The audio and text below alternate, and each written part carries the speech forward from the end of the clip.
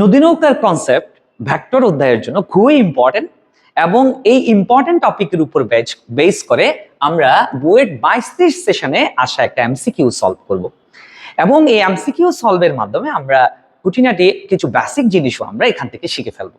প্রথমে আমরা যদি চিন্তা করি, এখানে প্রশ্নের মধ্যে বলছে যে 4 কিলোমিটার পার আওয়ার বেগে প্রবাহমান স্রোতযুক্ত নদীতে কত কোণে নৌকা চালালে 5 কিলোমিটার পার আওয়ার বেগে নৌকা চালাতে সক্ষম একজন মাঝি ঠিক অপর পাড়ে পৌঁছাতে পারবে।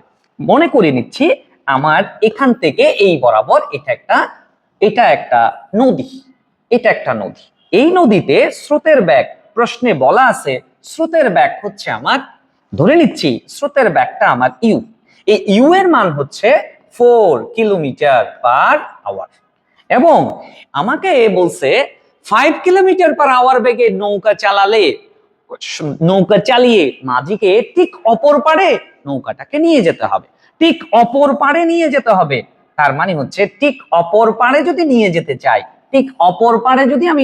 চাই, স্রোতযুক্ত নদীতে নৌকা চালিয়ে ঠিক অপর পাড়ে নিয়ে যেতে হলে নৌকাকে অবশ্যই তার স্থূল কোণে চালাতে হবে। কিভাবে চালাতে হবে?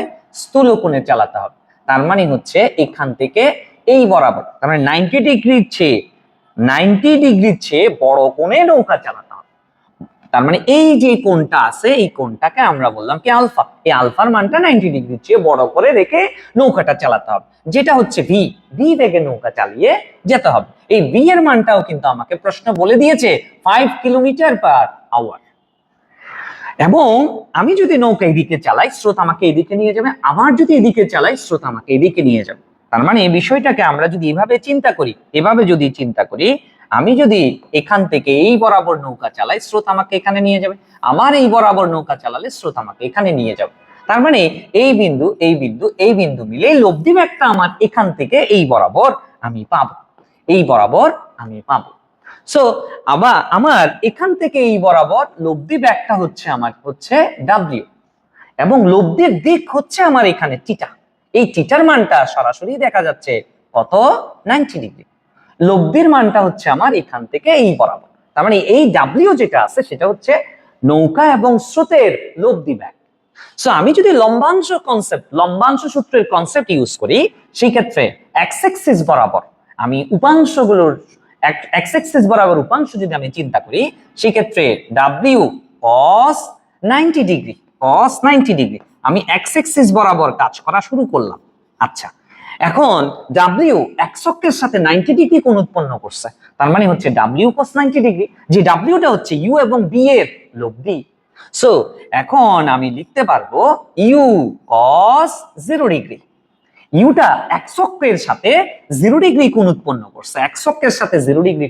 করছে, এবং বি যেটা আছে ভি, এই বিটা এক্স ধনাত্মক এক্স অক্ষের সাথে আলফা কোণ উৎপন্ন করলো।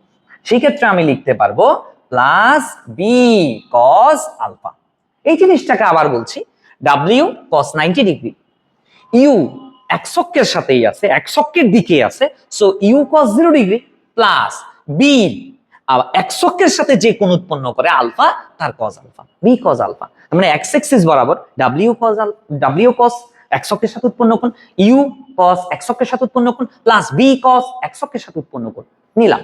সো এখান থেকে দেখা যাচ্ছে আমার cos 90 ডিগ্রির মানটা 0, সেই ক্ষেত্রে পুরো পার্টটা 0, আর এখানে cos 0 ডিগ্রির মান হচ্ছে 1, সো এখানে পাচ্ছি ইউ প্লাস বি cos আলফা। আমাকে প্রশ্ন করলো কত কোণে নৌকা চালালে, দ্যাট মিন্স আলফার মানটা বের করতে হবে। এই আলফার মানটা আমাকে এখান থেকে বের করতে হবে।